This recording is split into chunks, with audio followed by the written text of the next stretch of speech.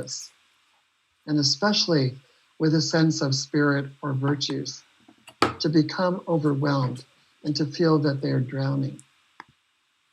We have the wave of the COVID crisis, which has enveloped the whole world.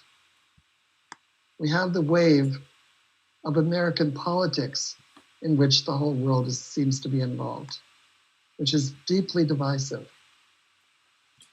We have the wave of racial justice suddenly being thrust in front of everybody's eyes as a reality that needs to be addressed.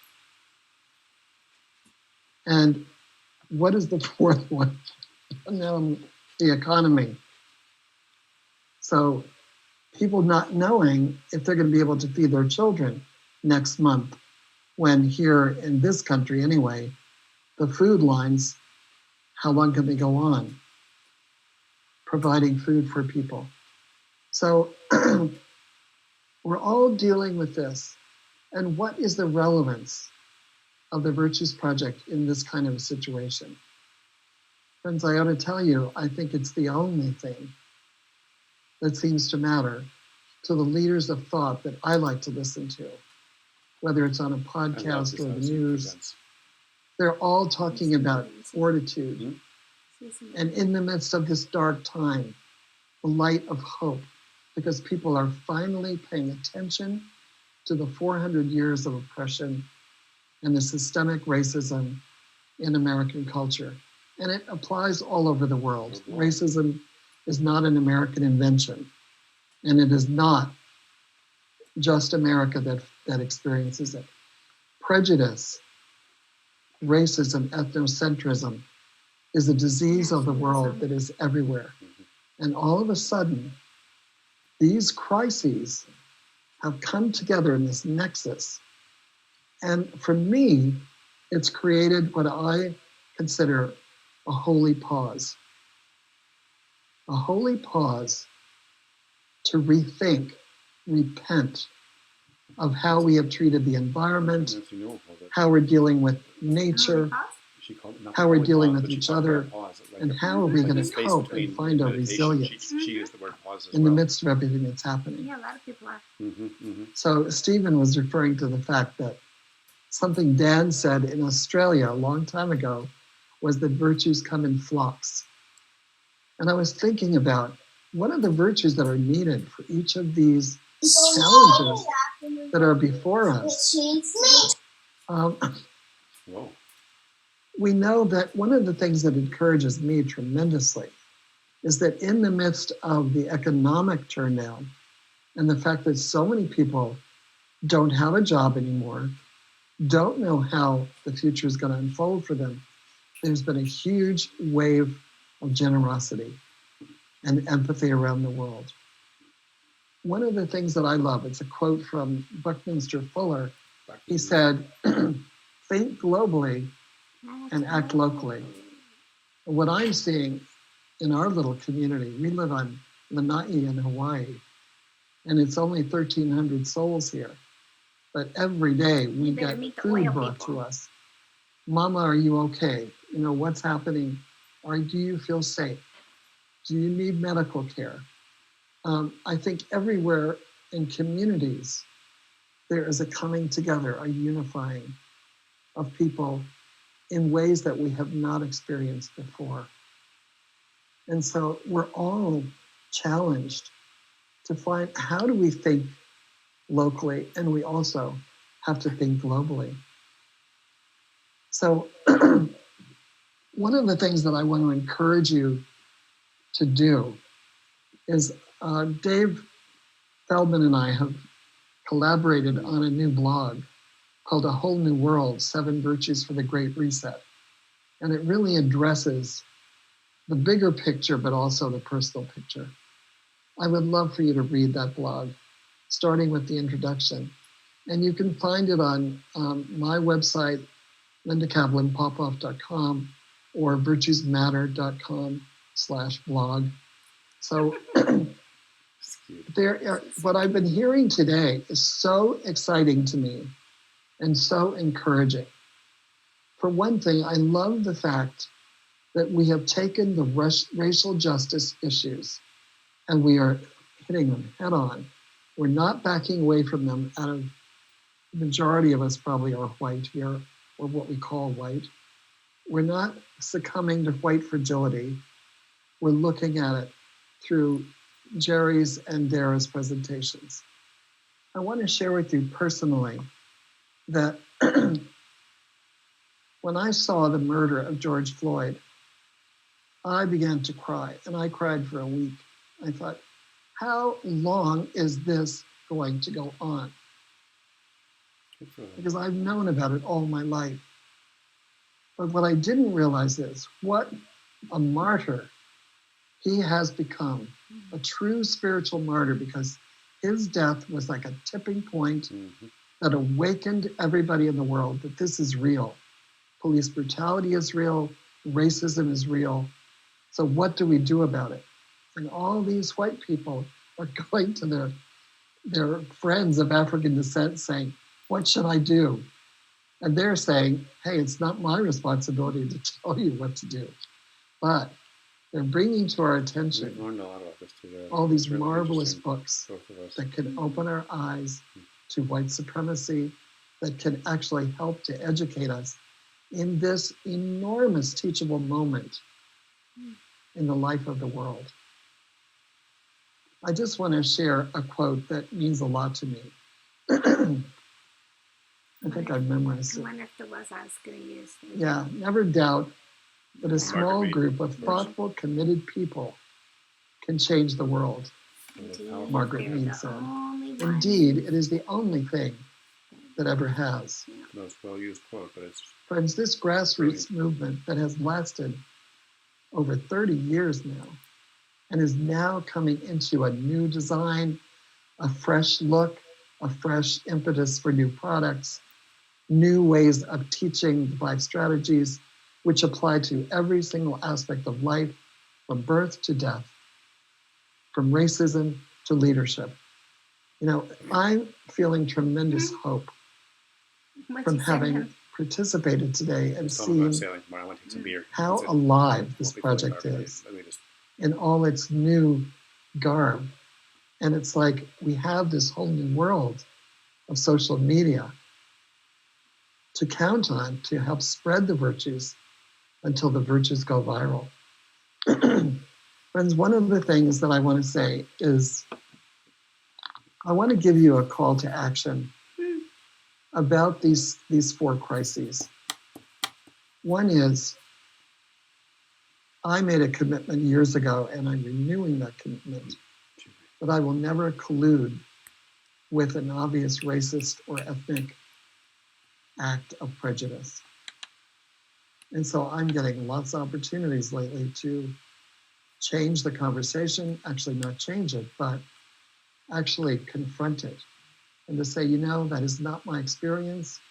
Have you thought of this?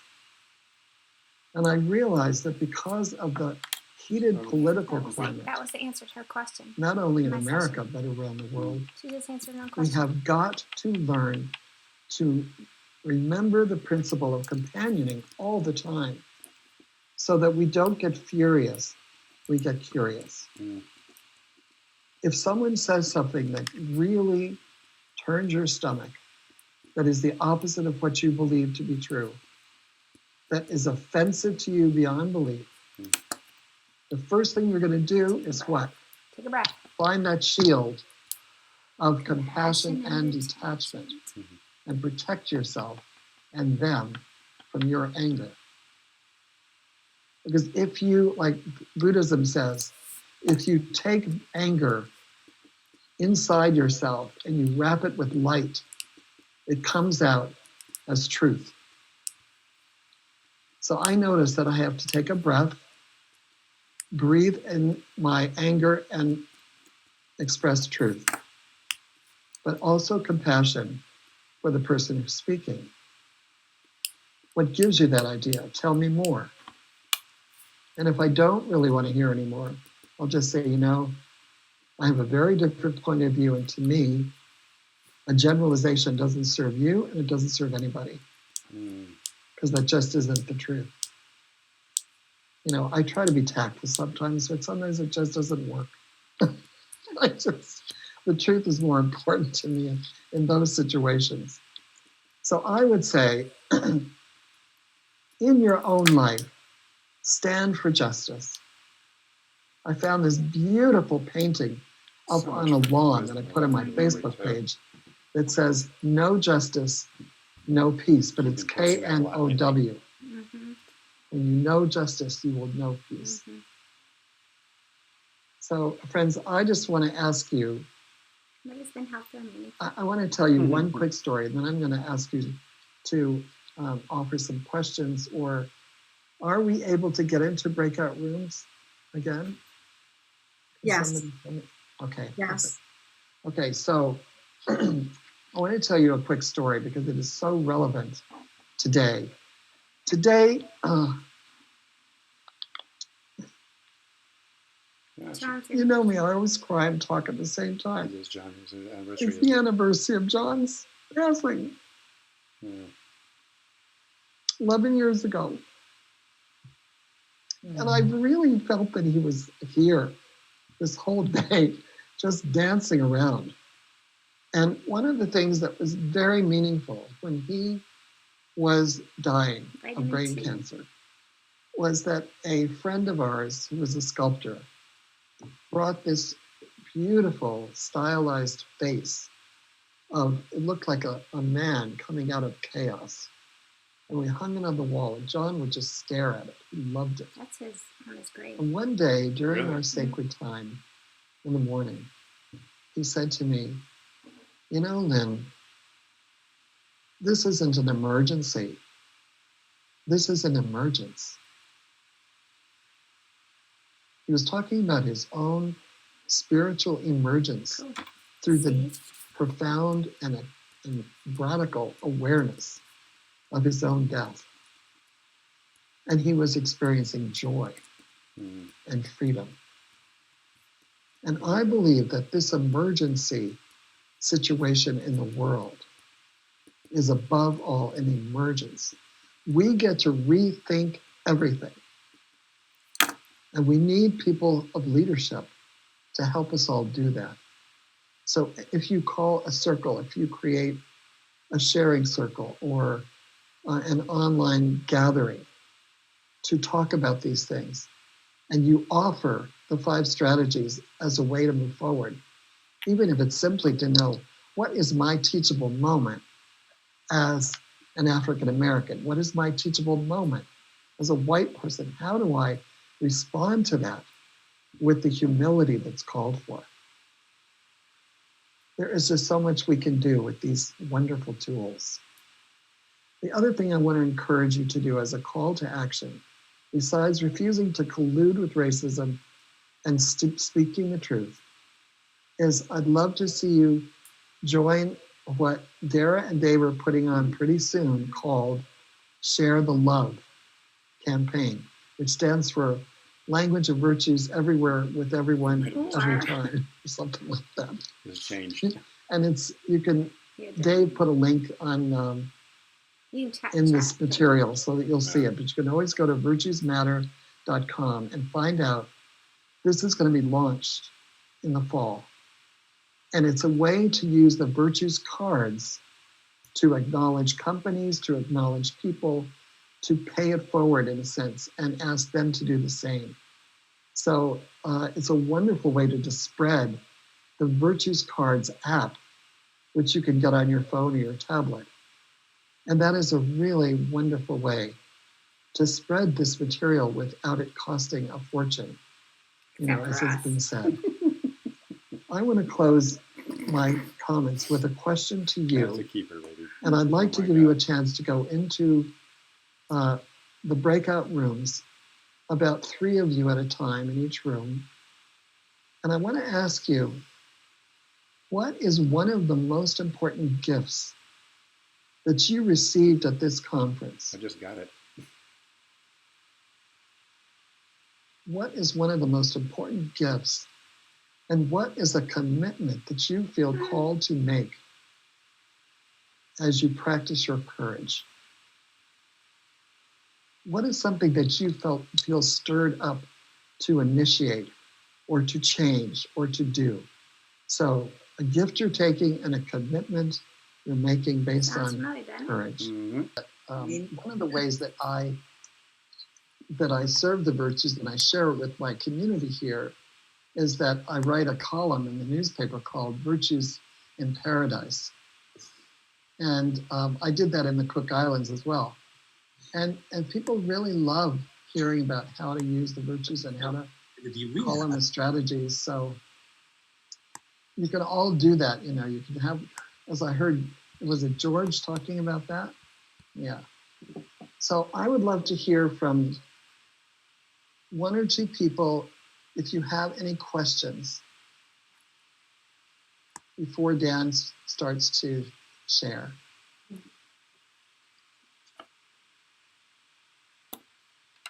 Or you could actually share something that was meaningful from the conference or from the breakout session you just had. Just 2 or 3 people, maybe. I'd like to share. Hi, Linda. It's Kelly. Hi. Well, it's so interesting. I feel like very similarly to what I did when I first took my training. I wept the whole way through. and I wept all day today. I've just been so moved by just being back connected with the project, with the people, just seeing people's, like what we're up to, what we're doing. It just touches me so deeply in such a purposeful way, like what this project is in the world. It's just, so it, you know, I've just been weeping, and that's okay. Of course. I think, Kelly, it's the depth of your love for Thank it all, you, Linda. and for us all. Thank you. I would share. I'm Andre Turner from Baltimore. Very excited to be here. I shared with Heather Akers, so one, I'm thankful to Jerry, Lynn Peak, Dr. Peak, and Dara Feldman for providing a lot of modeling and practicing the virtues. And why I was excited to be here, because virtues was something that I learned about, got trained in with Jerry, and to be a part of this community is heartwarming, to be able to connect with you all who've had a number of years.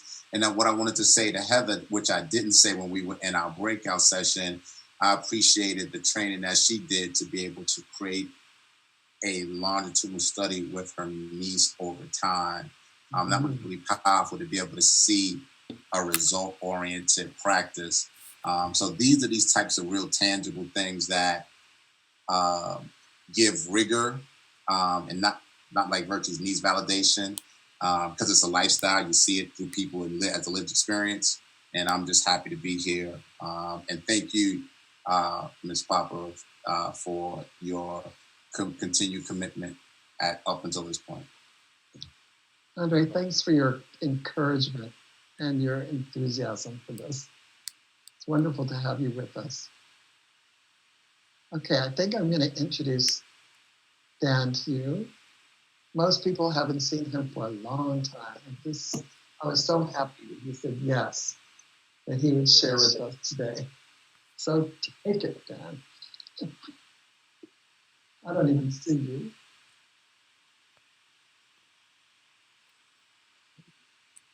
I'm here. Hey, hello, Dan.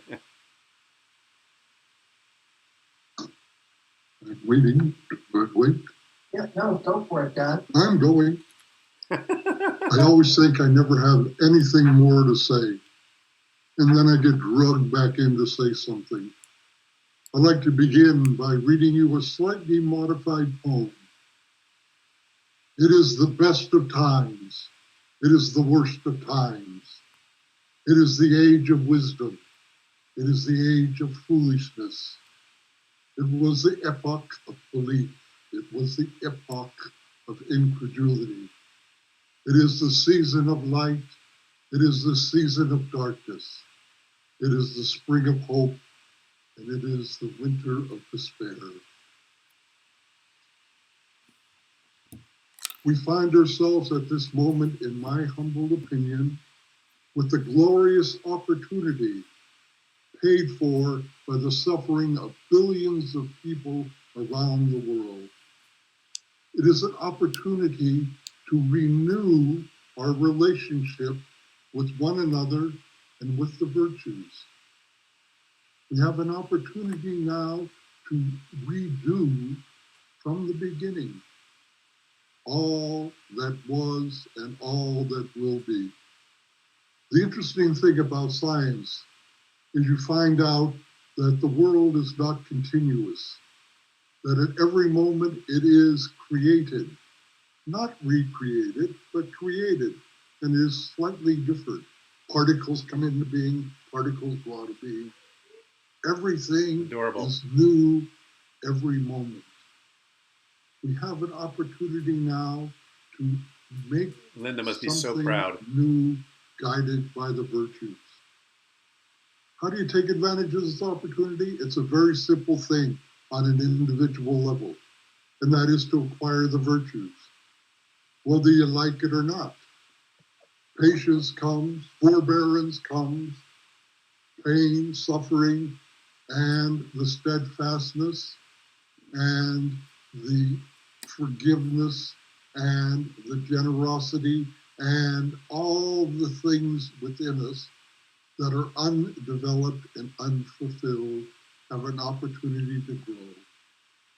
If you look at yourself, and if you look at your relationship with those in your immediate circle, and realize that any moment it can be a new relationship, and you allow the virtues to guide you, you will find that they change your entire way of being in the world. The virtues are not things you do. They're states of being and ways of being in the world. At any moment you say, is this a time for forgiveness, or is this a time to stand for justice? Is this a time for mercy, or is this time for caring? Or is this a time to be careful, or is this time for caring? The same virtue can act in two different ways. And if you look at it as the virtues showing you what is possible, then at that moment you have the opportunity to choose and to act differently. We acquire the virtues, and the virtues dwell among us. They work with us, they work through us. We do not own them.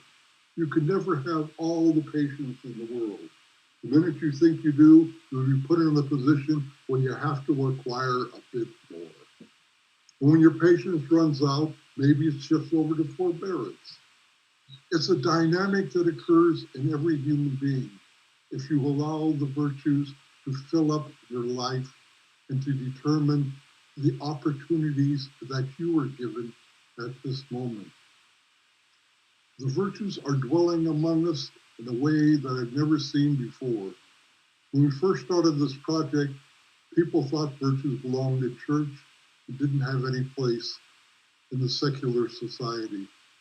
We went to places that I kept putting up little signs. It's a virtue, it's a virtue, it's a virtue, but people didn't think of them in that way. They thought of those as something that you practice on Sunday, but the rest of the week you just ignore them. But now they're everywhere. You cannot watch television without seeing the virtues, people calling for it, people acknowledging it in others.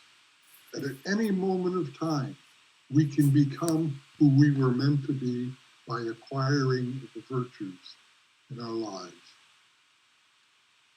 We are at the moment when we can recreate. I won't even say recreate, because that sort of means bring it back the way it was, but to create a new relationship with one another. The opportunity we're given is not just local, it is global. Everyone is now your brother and sister. If someone's at risk everywhere, you're at risk as well. No one stands alone. We look and say, will we be led out of this crisis? No, we cannot be led out of this crisis because no one has a broad enough vision to be the leader at this time. What we can do is grow out of this crisis. We start off with what is occurring in our day-to-day lives, the people we meet. We create a relationship based on the virtues, guided by the virtues.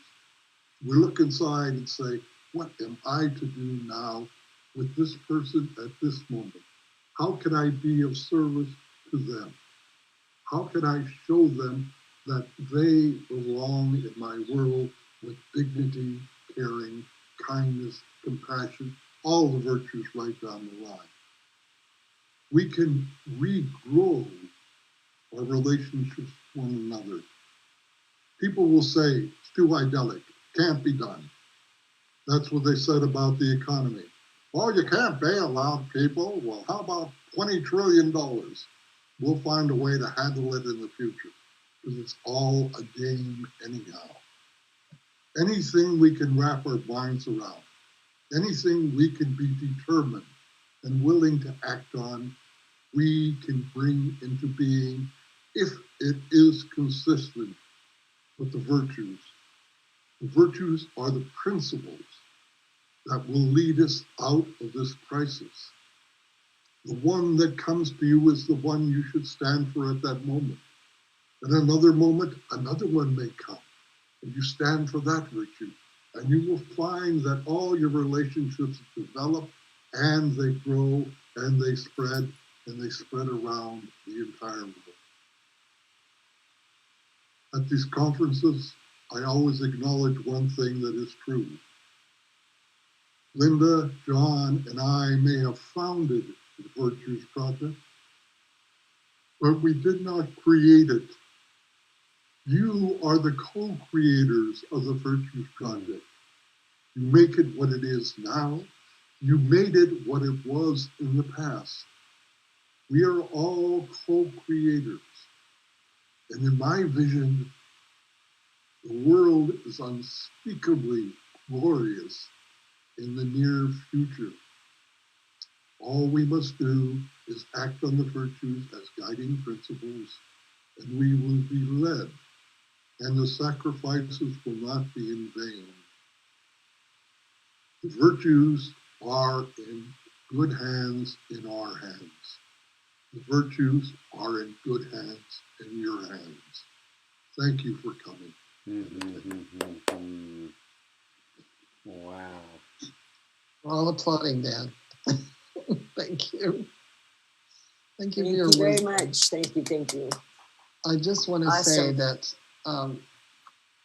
I'm so grateful to Faribault Virtues Project and also VPIA for showing us through this mentorship how much value is being created in VPIA these days that will absolutely be worthy of our support, financial and otherwise.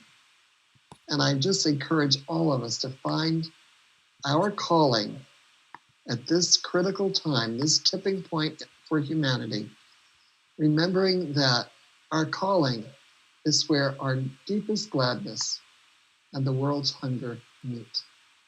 Thank you all and much love to you. Aloha.